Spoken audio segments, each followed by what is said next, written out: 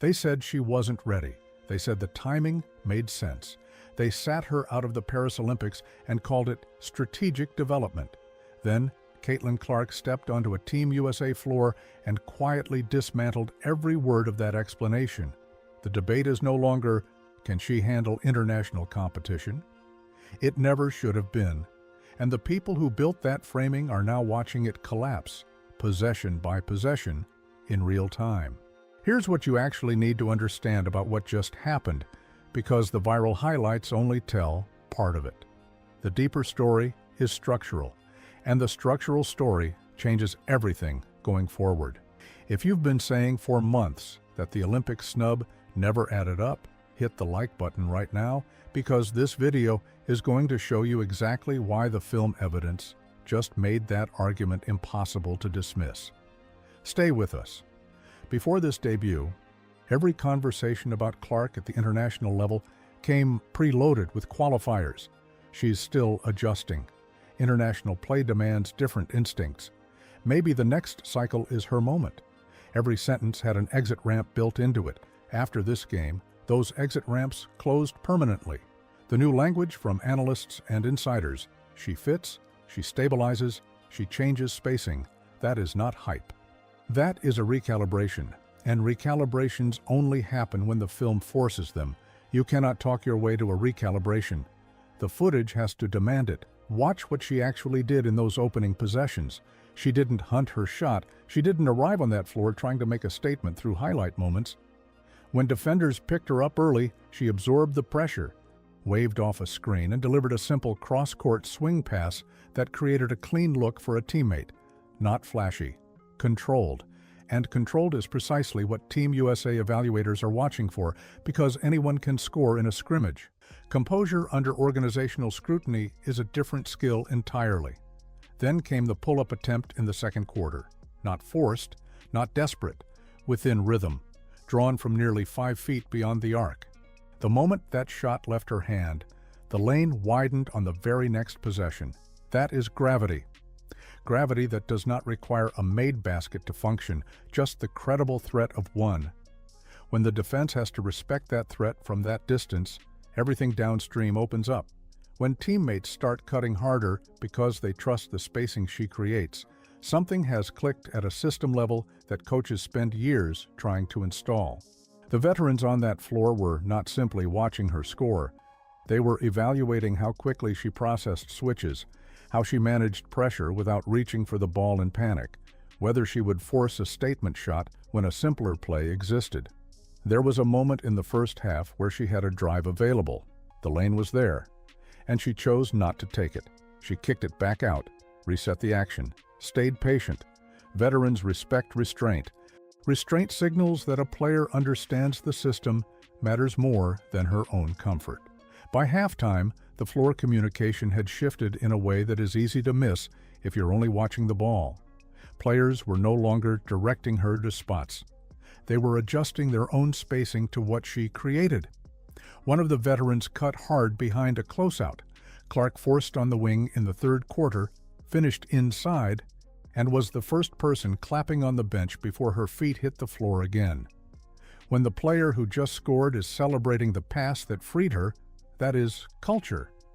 That is acceptance at the level that actually sustains momentum, not the acceptance in post-game interviews, but the kind that lives in real-time body language. By the fourth quarter, the offense did not look experimental anymore. It looked settled. And once a player looks settled at the international level, the conversation pivots hard and fast. It stops being, can she handle it, and becomes, why wasn't she here sooner? That question is now permanently on the table. And the people responsible for the Paris answer are going to be living with it for a long time. Many of you have been connecting these dots since Paris. Drop ECC USA Empoise in the comments right now if you called this the moment the Olympic roster was announced, because this debut just validated everything you were saying, and we want to hear how you're reading what comes next. This is where the Olympic snub reframing begins to operate at a different level. The original reasoning, developmental timing, she needs more international seasoning, hinged entirely on readiness as a concept. If the argument was readiness, then readiness had to be demonstrable, it has now been demonstrated publicly, under global scrutiny, against international competition. The snub does not disappear from the historical record, but its interpretation shifts. It moves from necessary calculation to debatable decision. That distinction is the entire ballgame when it comes to how legacy conversations revisit this period years from now. Her body language throughout confirmed what every possession was already showing. No urgency, no forced energy, no reaching for validation through individual highlight moments. When a defender tried to crowd her beyond the arc in the second half, she did not attack the drive. She retreated one step, widened the spacing, and reset the action. That is tempo control. That is a player who understands what the moment requires rather than what the crowd wants to see. You develop that over years of reading competitive defenses. And she was showing it in a setting where her critics insisted she had not developed it yet. If this kind of deep dive analysis is what keeps you coming back, consider joining the channel as a member. Your support is directly what makes it possible for us to keep going this deep on the stories the mainstream coverage flattens into highlight packages. The commercial layer of this story is running parallel to everything happening on the floor, and you need to understand both to see the full picture. Broadcast partners do not invest in moments. They invest in scale. Sponsors do not chase ratings, spikes. They chase sustainability. After this debut, media framing shifted from "can she handle international competition" to "how does she reshape the league around her?" That is a meaningful upgrade in the kind of power being assigned to her presence, and it happened in a single game. Future broadcast negotiations will not ignore audience concentration. Future CBA conversations will not ignore viewership growth. Future endorsement structures will not ignore cross-platform portability. That is where the structural shift lands, not emotionally, but in revenue models. Late in the fourth quarter, there was a possession where Clark spaced nearly 5 feet beyond the arc and never touched the ball for the rest of that sequence. Her defender followed her out to the perimeter. The paint cleared. A veteran cut baseline and finished easily. Influence without usage, gravity without touching the ball. That is exactly what executives at every level evaluate, because it is scalable, independent of any individual stat line. It compounds across seasons, across negotiations, across broadcast cycles. Influence that functions without requiring possession is infrastructure. And infrastructure players do not just fill roster roles. They shape how an entire league's revenue model gets constructed. They said timing mattered.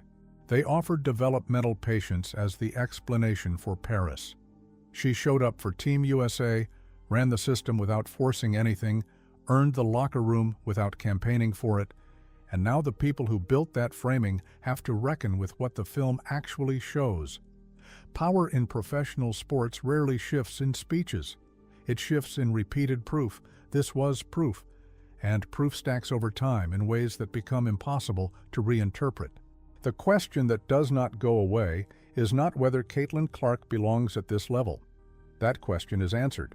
The question that matters now is what the people who delayed her arrival were actually calculating, and whether those calculations are going to be revisited as this roster builds toward the 2026 World Cup.